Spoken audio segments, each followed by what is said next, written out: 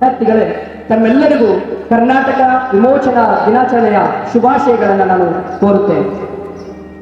ಮೊದಲಿಗೆ ನಾನು ಸಂಕ್ಷಿಪ್ತವಾಗಿ ಯಾಕೆ ನಾವು ಪ್ರತಿ ವರ್ಷ ಸೆಪ್ಟೆಂಬರ್ 17ರಂದು ನಾವು ಕಲ್ಯಾಣ ಕರ್ನಾಟಕ ವಿಮೋಚನಾ ದಿನಾಚರಣೆಯನ್ನು ನಾವು ಆಚರಣೆ ಮಾಡ್ತೇವೆ. ಈ ಹಿಂದೆ ನಾವು ಹೈದರಾಬಾದ್ ಕರ್ನಾಟಕ ವಿಮೋಚನಾ ದಿನಾಚರಣೆಯನ್ನು ಆಚರಣೆ ಮಾಡ್ತಾ ಇದ್ವಿ. ಯಾಕೆ ನಾವು ಆಚರಣೆಯನ್ನು ಮಾಡ್ತಾ ಇದ್ದೀವಿ? ನಿಮ್ಗೆ ಈಗಾಗಲೇ ಗೊತ್ತಿದೆ, ಭಾರತದ ಇತಿಹಾಸವನ್ನು ನಾವು ಮೆಲುಕಾಗಿ ನೋಡಿದಾಗ ನಮ್ಮ ಭಾರತ ದೇಶಕ್ಕೆ ಆಗಸ್ಟ್ 15, 1947ರಂದು ಭಾರತ ದೇಶಕ್ಕೆ ಸ್ವತಂತ್ರ ಸಿಕ್ಕಿತು. ಭಾರತ ದೇಶವನ್ನ ಬ್ರಿಟಿಷರು ಆಳ್ವಿಕೆ ಮಾಡತಕ್ಕಂಥ ಸಂದರ್ಭದಲ್ಲಿ ಇಡೀ ಭಾರತ ದೇಶವನ್ನ ಎರಡು ರೀತಿಯಾಗಿ ವಿಂಗಡಣೆ ಮಾಡಿ ಭಾರತ ದೇಶವನ್ನ ಆಳ್ವಿಕೆಯನ್ನು ಮಾಡಿದರು. ಒಂದು ಬ್ರಿಟಿಷ್ ಪ್ರಾಂತ್ಯಗಳು, ಇನ್ನೊಂದು ದೇಶೀಯ ಸಂಸ್ಥಾನಗಳು.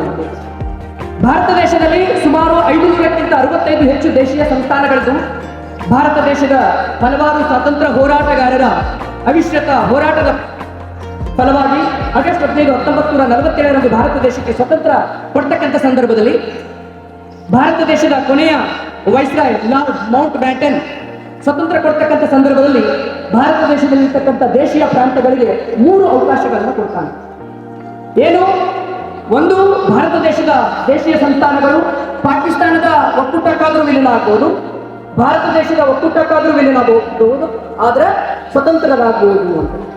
ಈ 3 ಅಂಶಗಳನ್ನು ಆಧಾರವಾಗಿಟ್ಕೊಂಡು ಕೆಲವೊಂದು ದೇಶೀಯ ಸಂಸ್ಥಾನಗಳು ಪಾಕಿಸ್ತಾನಕ್ಕೆ ವಿಲೀನ ಆಗ್ತದೆ, ಕೆಲವೊಂದು ದೇಶೀಯ ಸಂಸ್ಥಾನಗಳು ಭಾರತ ದೇಶಕ್ಕೆ ವಿಲೀನ ಆಗ್ತದೆ.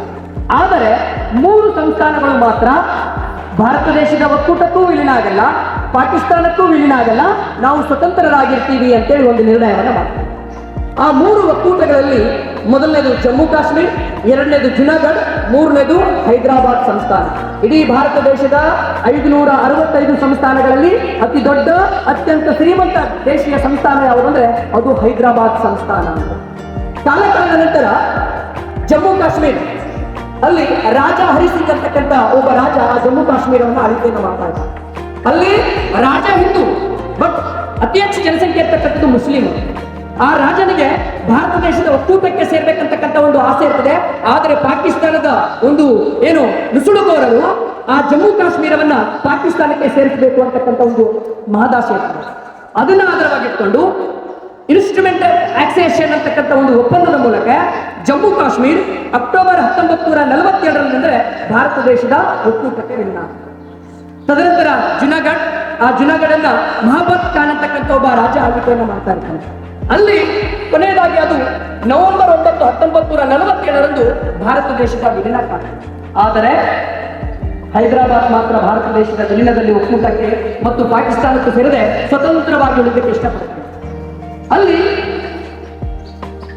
ಅಸದ್ ಉಸ್ಮಾನ್ ಅಲಿ ಖಾನ್ ಅಂತಕ್ಕಂಥ ಒಬ್ಬ ನಿಜಾಮ ಹೈದರಾಬಾದ್ ಆಳ್ವಿಕೆಯನ್ನು ಮಾಡ್ತಾ ಇರ್ತಾನೆ. ಆ ಹೈದರಾಬಾದ್ ನಮ್ಮ ಈ ಒಂದು ಕಲ್ಯಾಣ ಕರ್ನಾಟಕದ ಮಹಾರಾಷ್ಟ್ರ, ಆಂಧ್ರ ಪ್ರದೇಶ್ ಮತ್ತು ನಮ್ಮ ಕರ್ನಾಟಕದ ಬಳ್ಳಾರಿ, ಗುಲ್ಬರ್ಗ, ಬೀದರ್ ಮತ್ತು ಇಂದಿನ ರಾಯಚೂರು, ಇದು ಹೈದರಾಬಾದ್ ಕರ್ನಾಟಕ. ಈ ಒಂದು ಪ್ರದೇಶಗಳಲ್ಲಿ ಏನಾಗ್ತಾ ಇದೆ ಅಂದ್ರೆ, ನಮ್ಮದೇ ಆಗಿರ್ತಕ್ಕಂಥ ಪ್ರದೇಶಗಳಲ್ಲಿ ಒಂದೇ ಮಾತರಂ ಇರಬಹುದು, ಅನಿಸಬಹುದು. ಆದರೆ ಈ 4 ಜಿಲ್ಲೆಗಳಲ್ಲಿ ಮಾತ್ರ ತ್ರಿವರ್ಣ ದೊಡ್ಡ ಅಕ್ಷರದಿಂದ ಒಂದೇ ಮಾತರಂ ಇರತಕ್ಕಂಥ ಒಂದು ಅವಕಾಶ ಇದೆ. ಯಾಕಂದ್ರೆ ಇದು ನಿಜಾಮರ ಆಳ್ವಿಕೆ ಪ್ರದೇಶದಲ್ಲಿ. ಹಾಗಾಗಿ ಯಾರು ಹೈದರಾಬಾದ್ ಕರ್ನಾಟಕದಲ್ಲಿರ್ತಕ್ಕಂಥ ಒಂದು ಜನ ಭಾರತ ದೇಶದ ಒಕ್ಕೂಟಕ್ಕೆ ಸೇರ್ತೀವಿ ಅಥವಾ ಭಾರತ ದೇಶದ ವಿಲೀನ ಆಗ್ತೀವಿ ಅವರ ವಿರುದ್ಧ ದಂಗೆ ಹೇಳ್ತಾರೆ, ಅವರನ್ನ ಸದೆಗಟ್ಟತಕ್ಕಂಥ ಒಂದು ಕೆಲಸ ಕಾರ್ಯಗಳನ್ನ ಹೈದರಾಬಾದ್ನ ನಿಜಾಮರ ನೇತೃತ್ವದಲ್ಲಿರ್ತಕ್ಕಂಥ ಮಿರ್ ಹಾಸಿಂ ಅಂತ ಒಬ್ಬ ಪ್ರಜಾಪರ ಪಡೆಯ ನಾಯಕ ಅಂದ್ರೆ ಈ ಭಾಗದಲ್ಲಿರ್ತಕ್ಕಂಥ ಜನರ ಕೊಲೆ, ಸುಲಿಗೆ, ದೌರ್ಜನ್ಯ, ದಬ್ಬಾಳಿಕೆ, ಅತ್ಯಾಚಾರವನ್ನ ಮಾಡ್ತಕ್ಕಂಥ ಒಂದು ಪ್ರಕ್ರಿಯೆಯಲ್ಲಿ ತೊಡಗಿಸಿಕೊಳ್ತಾನೆ. ಇದರಿಂದ ಬೇಸತ್ತಿರ್ತಕ್ಕಂಥ ಈ ಭಾಗದ ಜನ ಏನ್ ಮಾಡ್ತಾರೆ, ಕೊನೆಗೆ ಭಾರತ ದೇಶದ ಸರ್ಕಾರದ ಮೊರೆ ಹೋಗ್ತಾರೆ. ನೋಡಿ, ಆಗಸ್ಟ್ 15, 1947ರಂದು ಭಾರತ ದೇಶದ ಎಲ್ಲಾ ಪ್ರಜೆಗಳು ಸ್ವತಂತ್ರವನ್ನ ಅನುಭವಿಸ್ತಾ ಇದ್ದಾರೆ. ಭಾರತ ದೇಶದಲ್ಲಿರ್ತಕ್ಕಂಥ ಎಲ್ಲಾ ಪ್ರಜೆಗಳಿಗೂ ಸ್ವಾತಂತ್ರ್ಯ, ಸಮಾನತೆ ಇದೆ. ಆದ್ರೆ ನಮಗದರಿಂದ ಇಲ್ಲ ಅಂತೇಳಿ ಭಾರತ ದೇಶದ ಸರ್ಕಾರದ ಮೊರೆ ಹೋದಾಗ ಅಂದಿನ ಪ್ರಧಾನಿಯಾಗಿರ್ತಕ್ಕಂಥ ಜವಾಹರ್ಲಾಲ್ ನೆಹರು ಅವರ ಒಂದು ಸಮ್ಮುಖದಲ್ಲಿ ಸರ್ದಾರ್ ವಲ್ಲಭಾಯ್ ಪಟೇಲ್ ರವರ ನೇತೃತ್ವದಲ್ಲಿ ಆಪರೇಷನ್ ಪೋಲೋ ಅಂತಕ್ಕಂಥ ಒಂದು ಪೊಲೀಸ್ ಕಾರ್ಯಾಚರಣೆಯನ್ನ ಹೈದರಾಬಾದ್ ಮೇಲೆ ಕಾರ್ಯಗೊಳಿಸ್ತಾರೆ.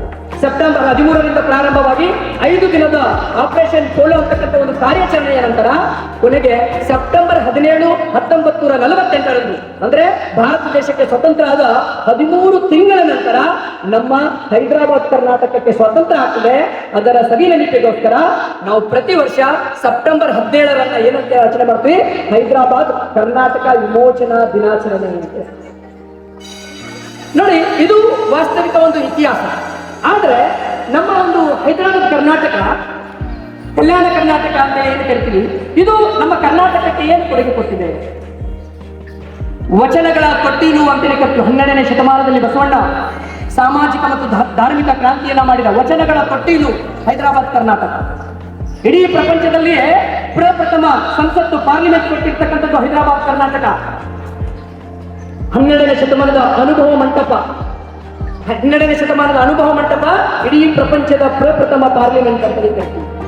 ಹಾಗೆ ನಮ್ಮ ಕಲ್ಯಾಣ ಕರ್ನಾಟಕವನ್ನ ಅಕ್ಕಿಯ ಕಣಜ ಅಂತ ಕರಿತೀವಿ ನಾವು. ವಿಶೇಷವಾಗಿ ಸಿಂಧೂ, ಗಂಗಾವತಿ, ಕಾರ್ತಿಗಿ ನಮ್ಮ ಭಾಗದಲ್ಲಿ ಬೆಳೀತಕ್ಕಂಥ ಒಂದು ಅಕ್ಕಿ ಏನಿದೆ, ಏಷ್ಯಾದಲ್ಲಿ ಅತ್ಯಂತ ಉತ್ತಮ ಗುಣಮಟ್ಟದ ಅಕ್ಕಿ ಸೋನಾ ಮಸೂರಿ.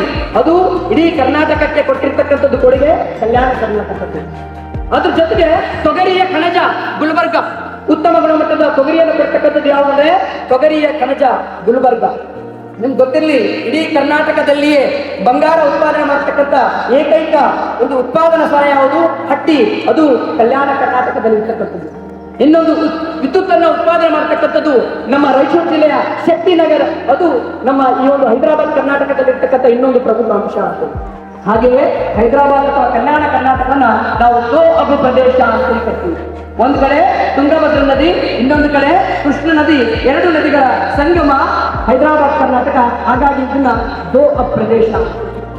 ಈ ವಿಶೇಷತೆಯನ್ನು ಮನಗಂಡು 12ನೇ ಶತಮಾನದ ಬಸವಣ್ಣನವರ ಒಂದು ಸಾಮಾಜಿಕ ಕ್ರಾಂತಿ, ಧಾರ್ಮಿಕ ಕ್ರಾಂತಿಯನ್ನು ಮನಗಂಡಿರ್ತಕ್ಕಂಥ ಕರ್ನಾಟಕ ಸರ್ಕಾರ 2019ರಲ್ಲಿ ಈ ಹೈದರಾಬಾದ್ ಕರ್ನಾಟಕವನ್ನ ಕಲ್ಯಾಣ ಕರ್ನಾಟಕ ಮರುನಾಮಕರಣ ಮಾಡಿದೆ. ಇದರ ಉದ್ದೇಶ ಇಷ್ಟೇ, ಈ ಭಾಗದಲ್ಲಿ ಇರ್ತಕ್ಕಂಥ ಒಂದು ಜನರಿಗೆ ಶೈಕ್ಷಣಿಕ ಒಂದು ಕ್ರಾಂತಿಯನ್ನು ಕೊಡಬೇಕು, ಆರ್ಥಿಕವಾಗಿ ಸಾಮಾಜಿಕವಾಗಿ ಅಭಿವೃದ್ಧಿಯನ್ನು ಮಾಡಬೇಕನ್ನೋ ಉದ್ದೇಶದಿಂದ ಹೈದರಾಬಾದ್ ಕರ್ನಾಟಕ ಇರ್ತಕ್ಕಂಥ ಹೆಸರನ್ನ ಕಲ್ಯಾಣ ಕರ್ನಾಟಕ ಅಂತೇಳಿ ಮರುನಾಮಕ ಮಾಡ್ತಕ್ಕಂಥ ಒಂದು ಪ್ರಕ್ರಿಯೆ. ಆದ್ರೆ ಇಷ್ಟೆಲ್ಲ ಅವಕಾಶ ಇದೆ, ನಮಗೆಲ್ಲ ಗೊತ್ತಿದೆ. 2013ರಲ್ಲಿ 98ನೇ ತಿದ್ದುಪಡಿಯ ಪ್ರಕಾರ 371J ಈ ಭಾಗದಲ್ಲಿರ್ತಕ್ಕಂಥ ವಿದ್ಯಾರ್ಥಿಗಳಿಗೆ ಶೈಕ್ಷಣಿಕ ಕ್ಷೇತ್ರದಲ್ಲಿ ಮತ್ತು ಆರ್ಥಿಕ ಕ್ಷೇತ್ರದಲ್ಲಿ ಪ್ರಗತಿಯನ್ನು ಸಾಧಿಸಬೇಕನ್ನೋ ಉದ್ದೇಶದಲ್ಲಿ ಭಾರತ ಸರ್ಕಾರ 98ನೇ ತಿದ್ದುಪಡಿಯ ಮೂಲಕ 2013ರಲ್ಲಿ 371J ಅಂತಕ್ಕಂಥ ಒಂದು ವಿಶೇಷ ಅವಕಾಶವನ್ನ ನಮ್ಮ ಭಾಗಕ್ಕೆ ಕೊಡ್ತದೆ. ಆದರೆ ಇದು ನಮ್ಮ ಇತಿಹಾಸ, ಇದು ನಮ್ಮ ಭಾಗದಲ್ಲಿ